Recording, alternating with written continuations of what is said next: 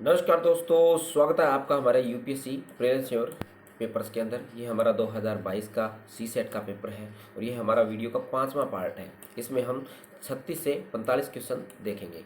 तो चलिए शुरू करते हैं आज का हमारा ये वीडियो। अगर आपको वीडियो के अंदर किसी प्रकार की सुधार की आवश्यकता है तो आप प्लीज़ कमेंट बॉक्स में ज़रूर लिखें। साथ ही साथ आप चैनल को नए हैं तो चैनल को सब्सक्राइब करें और वीडियो को लाइक भी ज़रूर करें। प्लीज़ हमें मोटिवेशन करते रहें। चलिए शुरू करते हैं। तो हमारा सी सेट का पहला क्वेश्चन कहता क्या है? तो पहला क्वेश्चन हमारा कहता है PQRSTUV सॉरी यू तक परिवार में कितने सदस्य हैं? 6 सदस्य हैं। और क्यू का, अब इसमें जो हमें स्टेटमेंट देखे हैं, तो जो क्यू है सॉरी एक मिनट, हाँ, जो क्यू का जो पति या पत्नी है वो क्या आर है। तो हमें क्या है भी, क्या क्यू है क्या आर है इसके बारे में हमें पता नहीं है। जो है हम कह सकते हैं जो क्यू है वो इसका आर, ये यानी आर का पति है या पत्नी है, इसके बारे में हमें कुछ पता नहीं है। तो ये भी मेल हो सकता है, ये भी मेल हो सकता है, ये फीमेल हो सकती है, ये फीमेल हो सकती है, इसके बारे में हमें कुछ पता नहीं है, किसी ने बताया नहीं है। अगला कहता है भी जो टी है, टी की माता यू है। तो हम एक ये स्टेटमेंट यहाँ पे ले लेते हैं। जैसे टी है, टी की माता यू है, तो इससे हम कह सकते हैं भी जो टी की, ठीक, तो टी की माता यानी तो टी है उस, यानी ये हमें नहीं पता है भी जो टी है वो क्या है, लड़का है या लड़की है। जबकि हम यू का बता सकते हैं, क्योंकि अगर वो माता है तो यू क्या है, फीमेल है। और जो फीमेल होती है उस पर हम किसका, माइनस का साइन लगा देते हैं, ठीक, ताकि हमें बाद में ध्यान रहे भी यू क्या है, एक लेडीज़ है। अगला कहता है जो यू की जो पुत्री है वो कौन क्या है, एस है। तो हम ये जो यू की मान लेते हैं, ये जो पुत्री है ये कौन सी है, जो एस है। अब पुत्री है तो ये भी क्या है, लेडीज़ है यानी फीमेल है। तो ये भी किसका, माइनस का साइन देते हैं, ठीक है। ये किसका, एस का। अगला हमारा कहता है भी जो पी है, तो पी की पुत्री टी है। क्या है, पी की जो पुत्री है वो क्या है, टी है। तो ये जो पी है, इस टी है, तो इसका जो पिता है या इसकी जो पुत्री है, ठीक है, तो इसका जो पिता है वो कौन सा हो गया, पी हो गया, ठीक है। तो कौन हो गया, पी इसका पिता हो गया। तो यहाँ लिखते थे हम उस पी को, ठीक है। तो पी क्या हो गया इसका, यानी पी की ये पुत्री है। यहाँ तक हमें ये नहीं बताया गया है ये मेल है या फीमेल है, हमें पी के बारे में कुछ पता नहीं है। अभी इसकी पुत्र है तो ये मेल है या फीमेल है, ये इसके बारे में नहीं पता। अगला कथन कहता है आर का जो पुत्र है वो पी है, ठीक है। तो अब हमें पता चल गया जो पी है वो क्या है, एक है मेल है, ठीक है। तो पी क्या है, एक मेल है, मगर वो पुत्र किसका है, वो आर का क्या है, पुत्र है। तो इनके बीच में किस चीज़ का साइन, हम पुत्र के साइन के लिए कुछ इस प्रकार का साइन दे देते हैं, ठीक है। तो ये किसका, ये क्या है इसका, यानी आर है, इसका क्या है, ये पुत्र है, ठीक है। अगला कभी इस दंपति में से, यानी दोनों में से, अब जो कि निम्नलिखित में से कौन सा कथन सही है, हमें ये बताना है। तो पहला कहते हैं वो टी है, उसका दादा और नाना क्या है, क्यों है। टी का दादा नाना क्यों है, तो टी है, इसका दादा नाना क्यों है। तो क्यों तो यहाँ पर है, इसके साथ जैसे ये नहीं हो सकता क्योंकि ये इसका क्या है, पुत्र है। और ये बिल्कुल इसका नहीं हो सकता, ये नहीं, क्योंकि ये क्यों के बारे, ये है क्या है, ये इसका पुत्र है, तो ये क्या है भी लेडीज़ है या यानी पता नहीं क्या है, मगर ये इसका दादा नहीं हो सकता है, ठीक, क्योंकि हम इसका जो जेंडर क्या है उसके बारे में हम नहीं बता पाते हैं, ठीक है। वैसे तो आर की पुत्री है, पुत्री यार जैसे आर है, पी है, वो किसका है, जो हमारा टी है उसकी क्या है, पुत्री है, ठीक। तो इस प्रकार से, मगर इसका जेंडर डिफाइन नहीं है, तो हम ये कैसे कह सकते हैं ये दादा है या नाना है, ठीक है। यही बात इसके अंदर कह रखी है, दूसरे के अंदर क्योंकि हमारे पास जेंडर डिफाइन नहीं है, तो फिर हम उसको कैसे डिफाइन कर सकते हैं, ठीक।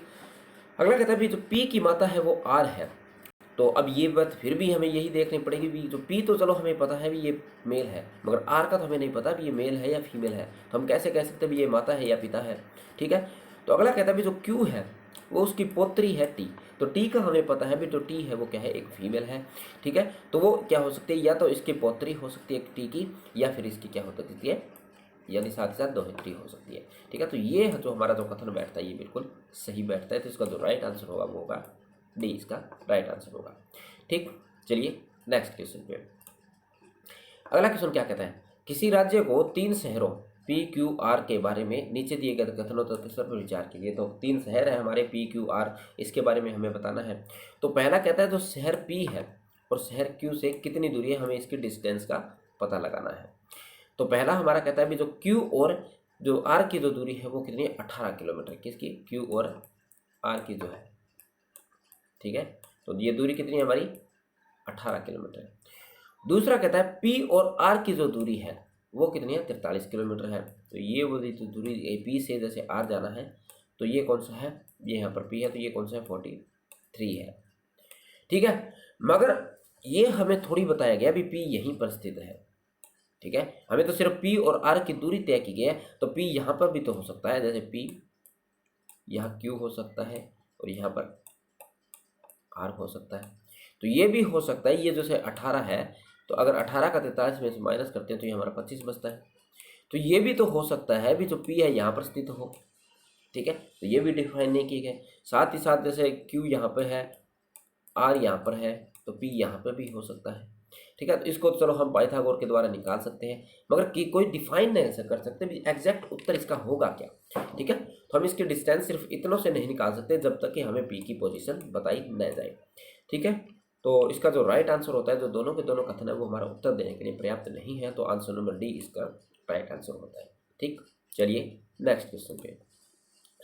अगला क्वेश्चन क्या कहता है भी दो कथन है हमारे पास, उसके बाद उसके जो 4 निष्कर्ष दिए गए। कितने निष्कर्ष है, 2 कथनों के आधार पर हमें 4 निष्कर्ष पर विचार करना है।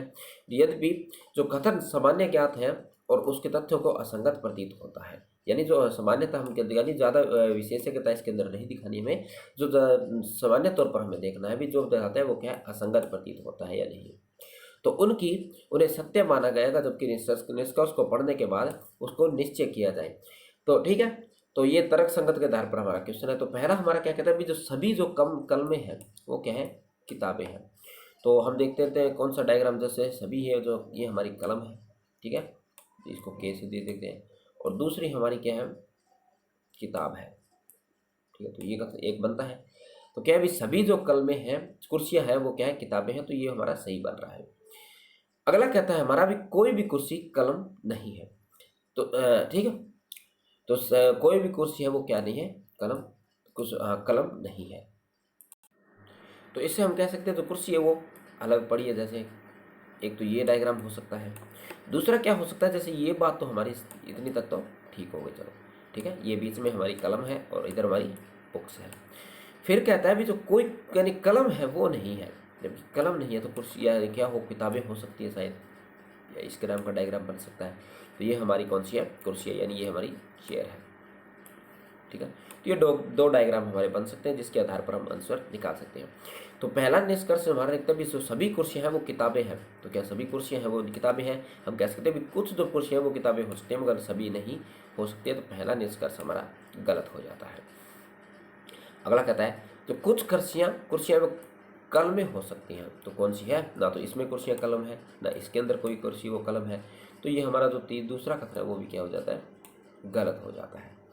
ठीक, अगला कहता है भी जो सभी जो किताबें हैं वो कुर्सियाँ हैं। तो ये हमारे जो किताबें हैं, किताबें कौन सी हैं, ये वाली से बुक्स हैं।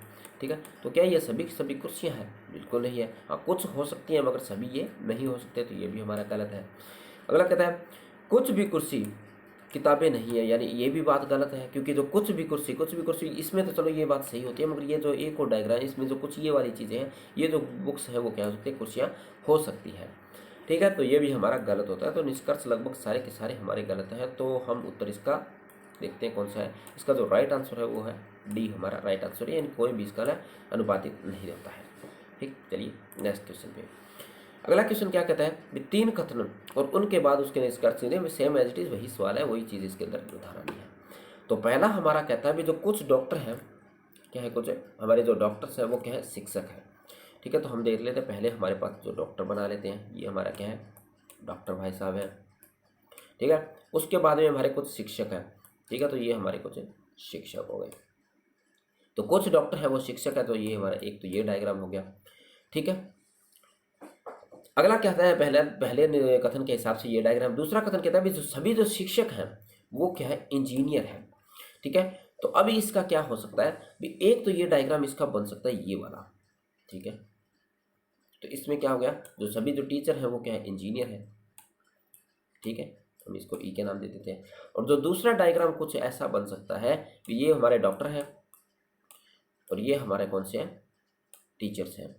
और जो इंजीनियर होंगे वो ऐसे हो सकता है, यानी इस डॉक्टर है उनके आधे कुछ हो सकते हैं। तो ये हमारे क्या है, इंजीनियर है। अगला हमारा कथन कहता है भी सभी इंजीनियर है वो वैज्ञानिक है। तो जितने के जितने इंजीनियर हैं तो इसको हम क्या कर सकते हैं, पूरा सर्कल के अंदर ये आ सकता है। ठीक है, तो ये हो सकता है जो सभी जो हमारे जो टीचर्स और या हमारे जो इंजीनियर हैं वो क्या है, साइंटिस्ट हैं, तो इसको हम ऐसे नाम देते हैं हैरी। ठीक है, तो हम अगर आप कहते हैं भी जो सभी जो हमारे जो इंजीनियर्स हैं वो क्या हो सकते हैं, साइंटिस्ट। तो इसमें भी ऐसा हो सकता है भी या तो ये पूरा अंदर आ जाए या फिर कुछ इसका अंश बाहर भी रह सकता है। ठीक है, तो हम इसका कुछ अंश अगर बाहर निकालते हैं तो ऐसे मानो ये थोड़ा सा लंबा है। ठीक है, तो ये भी डायग्राम बन सकता है। ठीक है, तो वैसे देखा जाए 3 डायग्राम है, मतलब उसको 2 में भी हम डिफाइन कर सकते हैं। ठीक है, तो अब हमारे निष्कर्ष क्या कहते हैं, भी जो कुछ वैज्ञानिक है वो डॉक्टर है। तो ये बात हम इसके अंदर कहना भी जो कुछ वैज्ञानिक है वो डॉक्टर है, तो क्या ये सही है? ठीक है, तो ये हो सकता है क्योंकि हम जब पहला देखते हैं तो इसमें हम कहते हैं जो सभी जो डॉक्टर हैं वो सारे के सारे क्या है, साइंटिस्ट हैं। और इसके अंदर जो हम कह सकते हैं भी जो कुछ ये जो बाहर बचा भागा ये शायद न हो साइंटिस्ट, तो कुछ हो सकते हैं। सभी का कहो तो हमारा इस हिसाब से गलत हो जाता है इस डायग्राम के साथ, मगर हमें क्या है भी जो कुछ है वो वैज्ञानिक है, वो डॉक्टर है, तो बिल्कुल है। अगला हमारा कहता है भी जो सभी जो इंजीनियर हैं वो सारे के सारे क्या है, डॉक्टर है। जो क्या कहते हैं भी सभी जो इंजीनियर हैं, तो देखते हैं हमारे इंजीनियर कहाँ, ये वाले इंजीनियर हैं। तो क्या ये सारे के सारे डॉक्टर थोड़ी हैं? तो डॉक्टर तो इतने हैं जो लोग हैं जो ही डॉक्टर हैं। ठीक है, बाकी जो बच गए वो डॉक्टर थोड़ी है। तो इसके अंदर भी ये नहीं होता, तो हमारा जो दूसरा जो निष्कर्ष है वो हमारा गलत हो जाता है। अगला कहता है भी जो कुछ इंजीनियर डॉक्टर हो है। ठीक है, तो कुछ इंजीनियर है वो डॉक्टर हो सकते हैं। हाँ, जैसे ये इंजीनियर है, ये इसके इतना हिस्सा डॉक्टर हो सकता है, या फिर इसका जो ये वाला हिस्सा है वो डॉक्टर हो सकता है। तो ये भी हमारा कथन क्या है, सही है, जबकि दूसरा कथन हमारे थोड़ा दूसरा जो निष्कर्ष है वो गलत है। तो पूछा गया हमसे कौन सा सही है, तो हमारा 1 और 2 3 हमारे सही है, जबकि दूसरा हमारा गलत है। तो राइट आंसर होता है इसका सी, हमारा राइट आंसर होता है। ठीक, चलिए नेक्स्ट क्वेश्चन पर। अगला क्वेश्चन कहता है भी 8 विद्यार्थी हैं ABCDEFGH तक, जो अपने वृत्ताकार केंद्र की ओर यानी मेज है उसकी ओर मुख कर बैठे हैं और एक दूसरे की समान दूरी पर बैठे हैं, मगर ये क्रमशः नहीं है, इस हिसाब से नहीं बैठे। तो ये हमारा एक सर्कल है। ठीक है, तो हम थोड़ा सा मान लेते हैं ये इसका केंद्र है। तो सभी के सभी तो पहले बैठे कितने, 8 है, तो उस हिसाब से हम 8 इसके सर्कल को विभाजित कर लेते हैं। ठीक, तो ताकि हमारे लिए आसान हो जाए थोड़ा सा। तो ये 8 हिस्सों में क्या हो गया, डिवाइड हो गया। फिर अब सबसे पहले कहता है जो बी है, बी और डी सी के सन्निकट यानी क्या नहीं है, उसके पड़ोसी नहीं है। किसके, सी के। तो अगर जैसे मान के चलो ये यहाँ सी है, तो यहाँ पर क्या नहीं हो सकते, हमारे बी और डी यहाँ पर नहीं हो सकते, ना ही बी यहाँ हो सकता है, ना ही यहाँ हो सकता है, और ना ही यानी बी डी यानी दोनों में से यहाँ नहीं हो सकते हैं। साथ ही क्या कहा और सी के सामने भी नहीं बैठे, ना ही सी के सामने, और यहाँ पर भी हमारे जो बी और डी है वो नहीं बैठ सकते हैं। ठीक है, तो बी डी कहाँ नहीं बैठ सकते हैं, हमारे यहाँ नहीं बैठ सकते हैं, बी डी यहाँ नहीं बैठ सकते हैं, और यहाँ हमारे बी डी नहीं बैठ सकते हैं। तो कहाँ बैठ सकते हैं, यहाँ बैठ सकते हैं बी और डी। तो हम कह सकते हैं बी यहाँ हो सकता है, या डी यहाँ हो सकता है, या फिर डी हमारा यहाँ बी यहाँ हो सकता है और डी हमारा यहाँ हो सकता है, ये हो सकता है। या दूसरी सिचुएशनों से बी यहाँ हो सकता है, डी यहाँ हो सकता है, ये भी हमारी हो सकती है। ठीक, चलो लिख देते हैं। तो ये हमारा बी यहाँ पर है और डी यहाँ पर है। अगला हम कह सकते हैं भी डी यहाँ पे हो सकता है और बी यहाँ पर हो सकता है, इस हिसाब से। अगला हमारा कथन कहता है भी ए बैठा है, जो हमारा क्या कहता है भी ई और डी, जो ई और डी है उसके बीच में बैठा है ए। किसके बीच में, ई और डी के बीच में। तो अगर हम देखें भी हमारा ई यहाँ पर हो, क्या हो, ई अगर यहाँ पर हम मान लें, क्योंकि सबसे इससे आसान जगह होती है ये, ई यहाँ पर होता है तो डी बीच में बैठा है, या तो बी यहाँ हो सकता है या ये बी यहाँ हो सकता है। ठीक है, कहीं पे भी एक जगह बी होगा, उसके बीच डी होगा। डी अगर यहाँ है, ठीक है, तो हमारा एक यहाँ पर बैठा होगा, यहाँ बैठा होगा। और अगर हमारा डी यहाँ है तो हमारा ए कहाँ बैठा होगा, यहाँ बैठा होगा। ठीक, तो अगला कथन देखते हैं क्या कहता है, बी और एच के बीच में क्या बैठा है, एफ बैठा है। किसके बीच में, बी और एच के बीच में। तो हम पता है बी अगर हमारा यहाँ है या यहाँ है तो एच हमारा यहाँ हो जाएगा। ठीक है, या एच हमारा यहाँ हो जाएगा। ठीक, तो इसके बीच में बी बैठा है, तो हम कह सकते हैं जो बी है वो कहाँ पर बैठा है, यहाँ पर बैठा है। बी अगर क्या है, या तो बी यहाँ पर बैठा है तो यहाँ ई होना चाहिए था। ठीक है, यही क्या था, बी सॉरी हाँ, यहाँ पर एच है तो क्या बी और एच के बीच में बैठा है, बी है वो एच के बीच में एफ बैठा है। तो ये वाली जो सिचुएशन है, क्योंकि एच हम यहाँ बैठाते तो होता है, अगर ये वाले तो यहाँ पर हमारे बी और डी वो नहीं बैठ सकते हैं। ठीक है, तो ये हम थोड़ा सा मिटा देते हैं। ठीक, तो यहाँ पर हमारे जो बी और डी है वो यहाँ पर नहीं बैठ सकते हैं, क्योंकि जो हमारी ये एच वाली सिचुएशन है, क्योंकि यहाँ पर किसकी जगह है, ये एफ की जगह है, क्योंकि यहाँ पर एफ बैठेगा तभी तो एच और बी के बीच में कौन बैठेगा, ये हमारा एफ बैठ पाएगा, या फिर हमारा जो एच है वो कहाँ पर बैठेगा, यहाँ बैठ सकता है इस साइड। ठीक है, कि एच यहाँ होगा तो फिर क्या होगा, हमारा जो बी है तो वो हमारा डी या बी यहाँ नहीं हो सकता है, यहाँ हो सकता है, क्योंकि ये किसकी जगह है, एफ की जगह है। ठीक है, अगला हमारा क्या कहता है, भी एफ बैठा, तो इसी आधार पर हमें क्वेश्चन का आंसर देना है। ठीक, तो हम एक बार इसको थोड़ा सा मिटा लेते हैं। ठीक है, तो यहाँ पे कौन सा है, जैसे इस हिसाब से यहाँ पर हमारे डी हो जाता है, कौन सा है, जो डी है, क्योंकि यह बी वहाँ पर बैठा है, यहाँ हम बी कर लेते हैं। ठीक, तो यहाँ हमारा कौन सा है, बी है, और यहाँ हमारा कौन सा है, डी है। ठीक है, चाहे आप इस हिसाब से करोगे तो ये हमारी सारी सिस्टम यहाँ हो जाएगी। तो एच वहाँ पर हमने बिठा दिया है, तो यहाँ में क्या, तो एक सेकंड, यहाँ हमने बिठा दे, तो यहाँ से भी हम एच को क्या करते हैं, मिटा देते हैं 1 मिनट। ठीक है, तो अब हमारे पास कितने बच गए भाई, तो एक तो हमारे पास ए, तो ए तो हमें बताया था कहाँ कहाँ पर बैठा था भाई, ए का हमने सारा सिस्टम ही बदल दिया है, ए और मिटा दिया। 1 मिनट देखते हैं, ये जो हमारा ए था वो ई और डी के बीच में था, तो ये यहाँ हमने गलत मिटा दिया, तो यहाँ हमारा डी है, तो यहाँ हमारा ए है। ठीक, एक सेकेंड, ये तो हमारा ए है और ये हमारा कौन सा है, डी है, क्योंकि हमें और इतनी इन्फॉर्मेशन दे रखी है। अब हमारे पास बचते हैं, एक बचता है वो है जी, वो हमारा यहाँ बैठा है। ठीक, बाकी सारे यहाँ पर अपनी अपनी जगह पर बैठ गए हैं। तो अब देखते हैं अभी हमारे ऑप्शन क्या, देखते हैं अभी ए और जी के बीच में कौन बैठा है, किसके बीच में, ए और जी के बीच में बी बैठा है, तो ए और जी के बीच में नहीं भाई, हमारा बिल्कुल नहीं बैठा है बी, या हमारे यहाँ डी बैठा है। ठीक है, क्योंकि डी बैठेगा तभी तो ये ऑप्शन सही होगा, तो पहला कथन हमारा गलत होता है। ठीक है, अगला क्या कहता है हमारा, अगला कहता है जी और जी के ठीक सामने कौन बैठा है, सी बैठा है। ठीक है, तो जी के सामने कौन बैठा है, हमारा सी बैठा है। तो जी है, जी कहाँ पर है, ये रहा, जी के सामने कौन है, अभी बी है, सी नहीं है, तो ये भी हमारा गलत हो जाता है, जी तो हमारे जी के बाजू में बैठा है भी ये। दूसरा कहता है एफ के ठीक सामने ई है, तो एफ के ठीक सामने ई है, नहीं भी, एफ के सामने हमारा डी है। ठीक है, तो ई नहीं है, तो ये भी गलत है। तो हमें क्या ना भी इस चारों कथन है, इसमें से हमारा जो राइट आंसर है वो होगा डी, यानी चारों में से कोई भी हमारी जो स्टेटमेंट है, जो ऑप्शन है वो सही नहीं हो रहा है। ठीक, चलिए नेक्स्ट क्वेश्चन पे, अगले हमारे परिच्छेद हैं, तो पहले परिच्छेद को अच्छे से पढ़ते हैं, उसका एक्सप्लेनेशन करते हैं, फिर आंसर देने का प्रयास करते हैं। पहला कहता है भी पिछले 2 दशकों, 2 या 3 पीढ़ियों में व्यक्ति के सतत बढ़ती हुई जनसंख्या मनुष्यों की तरह नहीं, वरना कि केवल और केवल कामगारों की तरह जीवन व्यतीत करती जा रही है, या जीवन व्यतीत जीती है। इसका अर्थ ये है भी, जो पिछली जो हमारी जो 2 या 3 पीढ़ियाँ थी वो क्या थी, ज़्यादातर किस प्रकार से, मनुष्य की तरह नहीं, कहीं कहीं कामगार तौर पर, यानी सारा दिन काम काम काम काम करती है, और अत्यधिक मात्रा में श्रम करना आज समाज के हर क्षेत्र का एक नियम सा बन गया है। भी ज़्यादा से ज़्यादा काम करना, समाज का चाहे कोई भी तबका हो, वो ज़्यादा से ज़्यादा काम करके ज़्यादा से ज़्यादा धन संचय करना चाहता है, या ज़्यादा से ज़्यादा काम करना चाहता है। इसका परिणाम यह हुआ कि व्यक्ति में कहीं के जो आध्यात्मिकता के जो तत्व है, यानी जो कहीं के उसके बीच क्या होते हैं, संपन्नता हो रही है, आध्यात्मिकता, यानी जो पुराने हमारे जो संस्कार थे, हमारे जो योग वगैरह करने थे, तो ये सारी चीज़ें कहीं कहीं संपन्न होती जा रही है, संपन्नता यानी खत्म होती जा रही है। वह थोड़े से अवकाश को भी किसी भी गंभीर गतिविधि में लगाने में अत्यधिक कठिनाई महसूस करता है। ठीक है, अगर उसको हल्की सी छुट्टियां मिलती हैं तो उसके लिए अगर किसी प्रकार का हल्का सा भी काम दिया जाता है, उसमें भी वो क्या करता है, बहुत ज़्यादा क्या करता है, यानी कठिनाई, यानी कहीं कहीं मुश्किल महसूस करता है, ये काम कैसे होगा, अभी तो छुट्टी के दिन मिले थे।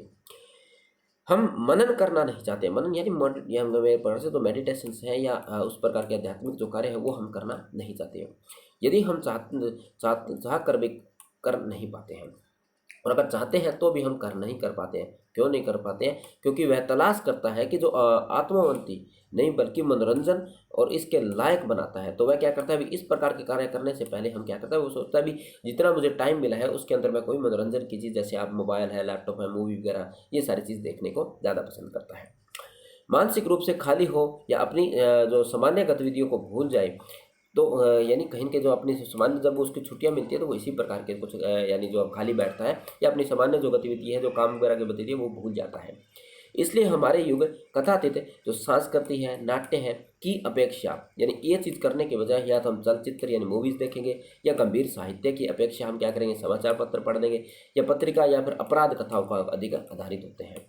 तो कहीं ना कहीं यह कहता है भी जो हमारा जो हमें ज़्यादातर जो जो हमारी जो जनसंख्या है वो कामगार जनसंख्या है, उसको थोड़ा बहुत टाइम मिलता है छुट्टी के लिए, तो वो अपना जो समय है वो ज़्यादातर किस में बिताना पसंद करता है, मनोरंजन के अंदर बिताना ज़्यादा पसंद करता है, न कि जो आध्यात्मिक तत्व है तो उसके अंदर। ठीक। तो पहला क्वेश्चन क्या कहता है भी यह परिच्छेद इस विचार पर आधारित है कि जो मनुष्य क्या किस आधार पर आधारित है, देखते हैं। पहला कहता है भी मनुष्य को कठिन यानी कठिन श्रम नहीं करना चाहिए, तो ऐसी तो मनुष्य को करना क्यों नहीं चाहिए, काम तो करना चाहिए, काम क्यों नहीं करना चाहिए। ठीक है।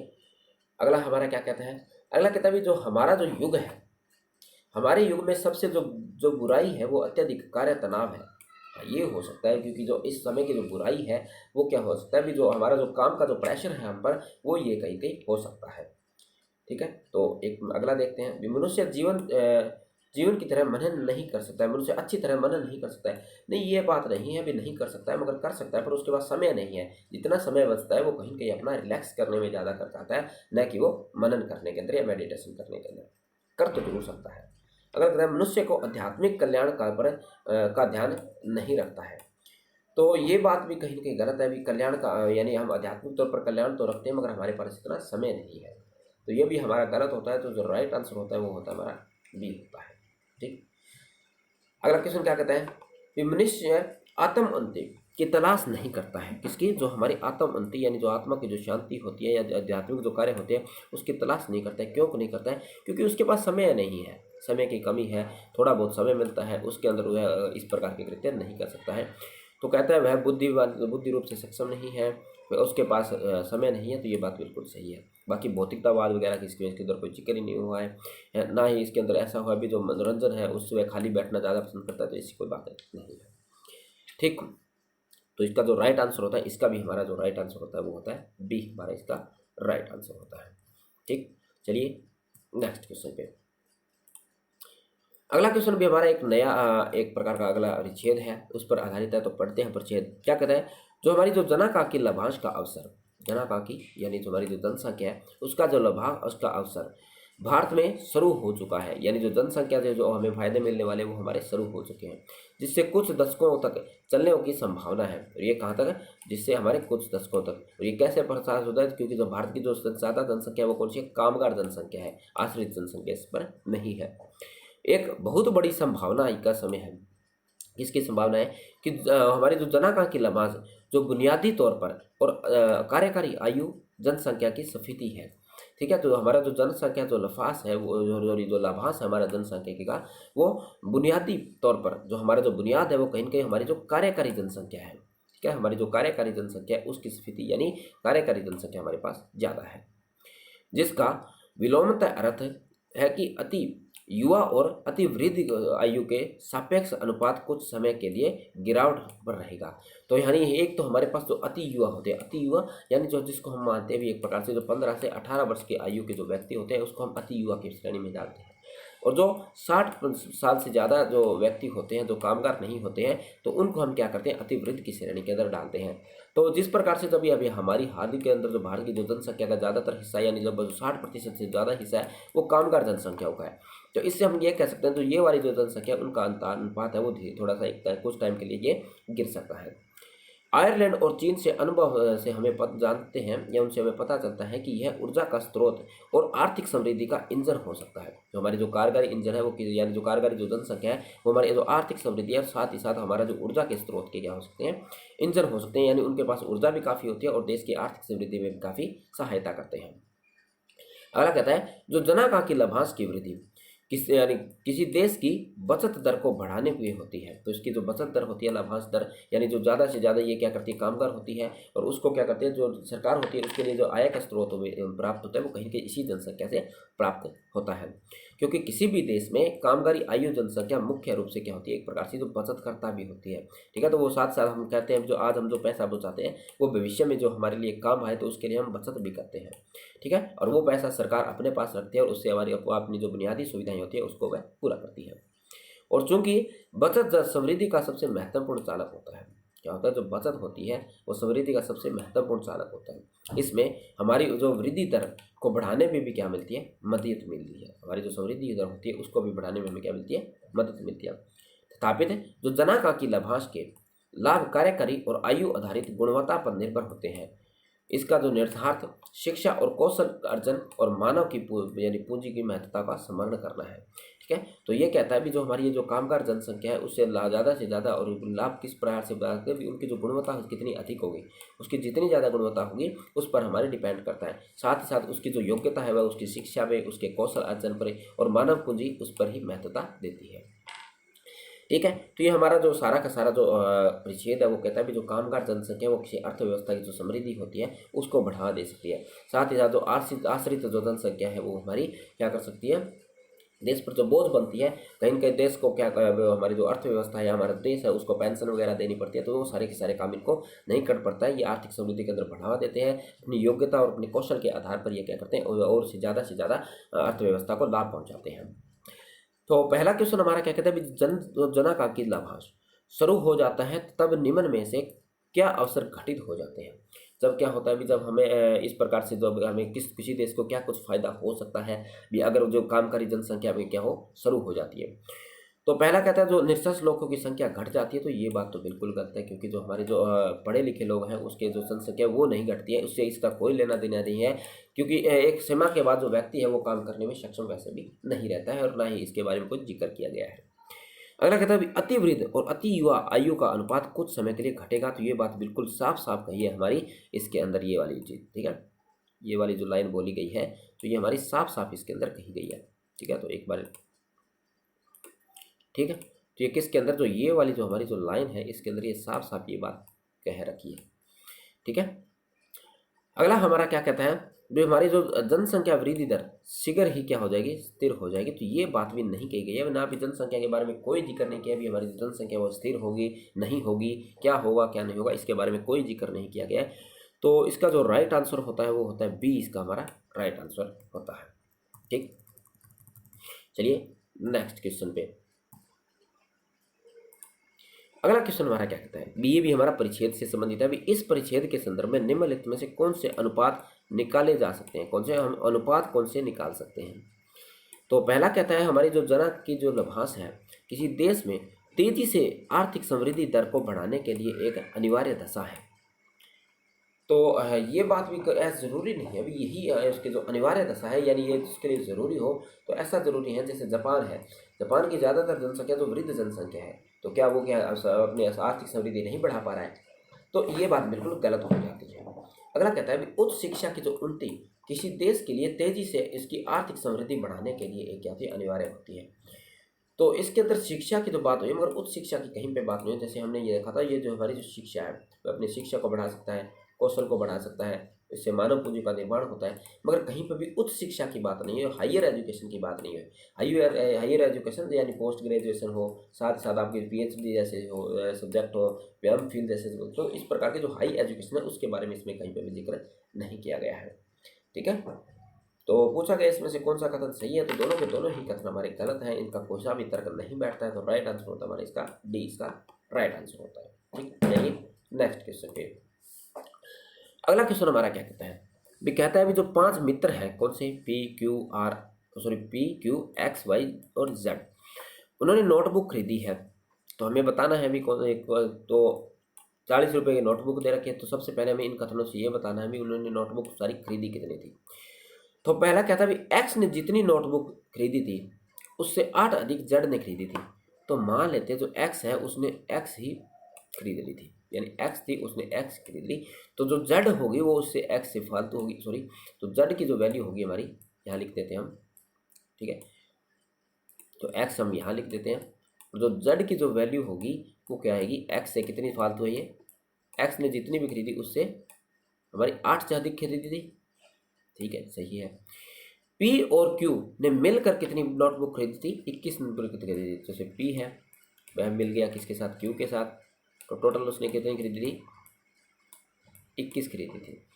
अगला कहता है P ने जितनी नोटबुक खरीदी थी उसने जो 5 नोटबुक यानी 5 कब नोटबुक Q ने खरीदी थी, तो P ने कितनी खरीदी थी हमें नहीं पता है, तो P ने जितनी भी नोटबुक खरीदी थी तो Q ने क्या किया था उससे 5 कम में खरीदी थी, तो हमने जैसे Q किसकी एक वैल्यू क्या हो जाएगी, हम कह सकते हैं जो P माइनस क्या हो जाएगी 8 कितनी 5 कम खरीदी थी, यही बात है जितनी P ने खरीदी थी उससे ये क्या खरीदी थी, कम खरीदी थी, तो Q है उसकी जगह हम ये वैल्यू पुट कर देंगे, तो P माइनस 5 कर देंगे इज इक्वल टू 21। तो यहाँ से निकालेंगे तो ये इधर जाके क्या हो जाएगा, प्लस हो जाएगा, और ये क्या जाएगा 2p हो जाएगा। 2p इज इक्वल टू ये 26 हो जाएगा, क्योंकि ये 5 इधर जाएगा तो यहाँ जाके ये प्लस में हो जाएगा, +5 हो जाएगा। ठीक, और इसको p की जो वैल्यू आएगी वो कितनी आएगी, इसको हम डिवाइड करते हैं तो 30, इसको 2 से डिवाइड करते हैं तो ये हमारा आ गया 13, यानी 13। p ने कितनी बुक खरीदी थी, 13। तो अभी हमारा 1 का निकला है तो इसको हम सर्कल कर देते हैं। ठीक, अगला हमारा कहता है x और y मिलकर कितनी पुस्तक खरीदते हैं, 28 नोटबुक खरीदते हैं। कितनी, x और जो y है, x और y जब मिलकर बुक खरीदते हैं तो वो दोनों कितने खरीदते हैं, 28 खरीदते हैं। अगला कहता है x ने जितनी नोटबुक खरीदी थी उससे 5 अधिक p ने खरीदी थी। तो ठीक है, तो यानी हमारी p की कितनी थी, 13 थी। अगर इसमें से मैं 5 माइनस कर देता हूँ तो वो x की वैल्यू आ जाती है। यही बात है, p में से 5 कम, यानी 5, यानी p ने क्या खरीदी, अधिक खरीदी थी।